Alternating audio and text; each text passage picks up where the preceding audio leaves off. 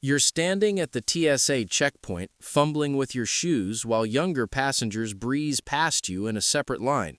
The agent barely glances at your boarding pass before waving you into the standard queue, 23 people deep, every one of them under 50. You didn't ask about the other line. You assumed it wasn't for you. 30 minutes later, you're finally through security, but your gate is at the far end of the airport. Your knees ache. The tram is packed. By the time you reach your gate, pre-boarding has finished, and you're in Group 5. You watch as younger passengers with priority access stroll past, some of them half your age. You paid the same fare, sometimes more, but somewhere between booking and boarding, you missed something. Not because you did anything wrong, because no one told you it existed. This isn't random. The airport runs on a hidden system of perks, and after 60, you qualify for more of them than you realize. Here's what most travelers over 60 don't realize. Airport and airline perks tied to age or mobility are not automatically applied. They exist, but they're filtered through systems designed for speed and scale, not proactive accommodation. The process relies on self-identification, data flags in your passenger profile, and procedural cues that agents are trained to recognize only when triggered. This isn't discrimination, it's not even neglect, it's automation optimizing for efficiency. Airlines and airports process millions of passengers every week, and their systems are built around what you disclose, what your booking reflects, and what you request at the moment of interaction. If your profile doesn't signal eligibility, the system assumes standard service. If you don't ask, the agent moves to the next transaction.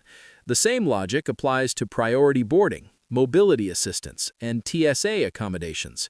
These benefits are structured as opt-in by design, not because they're hidden on purpose, but because offering them universally would collapse operational flow. So the infrastructure exists, but the activation depends on pattern recognition, age markers in your frequent flyer account, disability codes in your reservation, or simply speaking up at check-in. The gap isn't in your awareness, it's in knowing which levers to pull and when. Because once you understand how the system is wired, 7 specific perks become immediately accessible, and most seniors still have no idea they qualify. The first opportunity appears at the gate. Seated nearby, you watch families with young children and first-class passengers board. The agent announces Group 1, then Group 2. You're in Group 4, printed clearly on your boarding pass. You stand when your group is called, joining the line with everyone else. No one offers you early boarding. You didn't know you could ask. Most airlines allow passengers over 60 to pre-board before general groups are called, but this policy is rarely announced and almost never printed. Gate agents are trained to offer it only when they visually assess mobility concerns or when a passenger directly requests it. The system prioritizes declared need over assumed eligibility because early boarding creates bottlenecks if overused. Airlines also avoid publicizing age-based boarding to prevent pushback from younger travelers, who perceive it as preferential treatment. So the benefit exists in internal training documents and customer service scripts, but it stays functionally invisible unless you surface it yourself. The result is simple. You board later than necessary, struggle to find overhead bin space, and stand in the aisle longer while others settle in. Your knees ache. The plane feels more chaotic than it needs to be.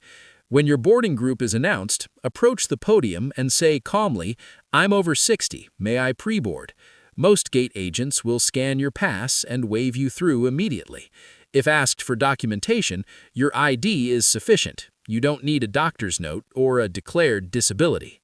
Before boarding even becomes an issue, there's the security checkpoint to navigate. You're directed into the standard TSA line, the one with business travelers, families, and college students rushing to make connections. The agent at the podium glances at your boarding pass, waves you through, and you begin the shuffle. Shoes off, belt off, laptop out, liquids separated. The people behind you are impatient. You're moving as fast as you can, but your hands don't cooperate the way they used to. No one offers you a different option. TSA provides discretionary accommodation for passengers over 60 who need additional time or modified screening, but agents don't proactively identify candidates unless mobility aids are visible. The system is designed around throughput targets. Each lane has a processing rate to maintain, and officers are trained to flag passengers only when they observe physical struggle or when the passenger self-advocates. Offering slower screening to everyone over 60 would bottleneck operations, so the protocol exists as an available modification, not a default pathway. Additionally, TSA avoids age-based profiling in visible ways to prevent discrimination complaints, which means the accommodation stays procedurally quiet. You rush through the bins, your belongings scatter. You forget your phone in the tray and have to circle back, holding up the line further. The stress compounds. At the podium, before entering the queue, say clearly, "I need a bit more time. May I use a different lane?" Officers will typically direct you to a family or special assistance lane with a slower pace. You don't need to explain why. Your age and calm request are sufficient. Even when security and boarding go smoothly, another challenge can emerge hours before you arrive at the airport. Consider this common scenario. After checking in early and selecting an aisle seat near the front, easier access to the lavatory, less walking when you deplane, you receive a notification 2 hours before departure. Your seat has been changed to 32B, a middle seat in the back of the aircraft. No explanation, no option to decline. You assume this is simply how airlines operate now. Airlines routinely reassign seats to accommodate operational needs, crew positioning, aircraft swaps, families traveling together, or premium upgrades that shift the cabin layout. The system prioritizes revenue and efficiency, moving passengers based on fare class and status tier. But federal guidelines and most airline policies include protections for passengers over 65, pregnant travelers, and those with mobility considerations, shielding them from involuntary reassignment unless necessary.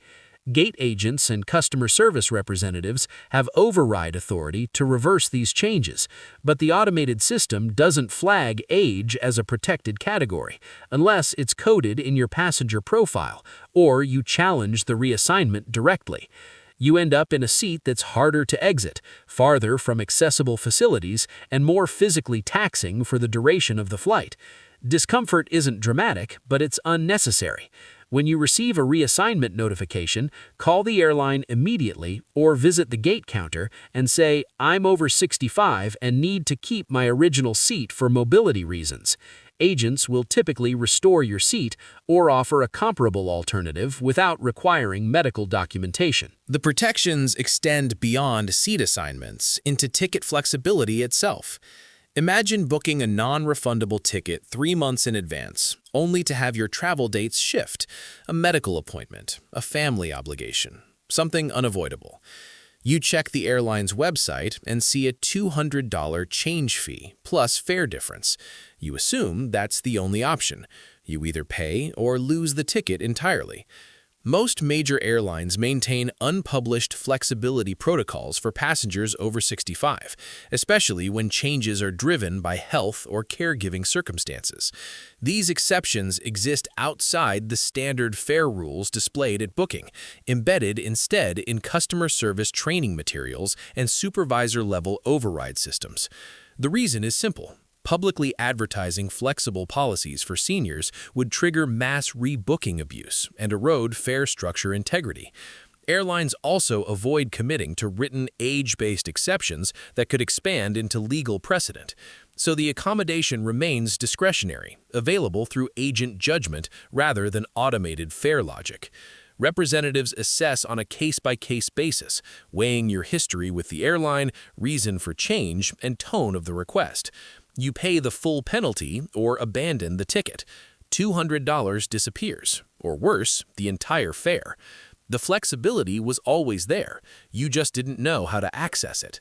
Call the airline directly. Never use the website's automated rebooking tool. Explain calmly that you're over 65 and need to adjust travel due to health or family care. Ask, "Is there any flexibility available given my age?" Representatives often waive or reduce fees when approached this way. When irregular operations strike, knowing these protocols becomes even more critical. Imagine your flight is canceled. Weather, mechanical issues, doesn't matter. The gate agent announces that passengers should rebook online or wait in the service line. You look up, 40 people are already queued, most of them younger, faster with their phones. You join the back of the line. An hour passes before you reach the counter. Airlines operate internal priority queues during irregular operations, cancellations, delays, missed connections that place passengers over 65, those with disabilities, and unaccompanied minors ahead of standard travelers in rebooking workflows. This prioritization is built into the airline's customer service software, but it's not triggered automatically by age alone. Agents must manually flag your record or recognize your eligibility through visual assessment or self-disclosure. The system exists because stranded older passengers face higher risks, medication schedules, mobility fatigue, limited ability to navigate overnight airport stays. But activating it requires the agent to input a priority code.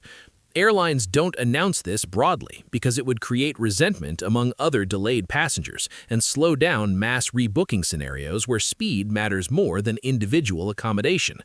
You wait in line while others who called the airline or approached agents directly are already rebooked. You lose access to better flight options. Hotel vouchers run out. Overnight becomes inevitable. When a disruption is announced, approach the gate counter or service desk immediately and say, "I'm over 65. Can you prioritize my rebooking?" Agents will typically flag your profile and process you ahead of the general queue. Once you're past ticketing and security, there's still the matter of navigating sprawling terminals. You've landed at a sprawling airport, Dallas, Atlanta, Denver, where your connecting gate is a 15-minute walk across 2 concourses. Your legs are tired. Your carry-on feels heavier than it did this morning.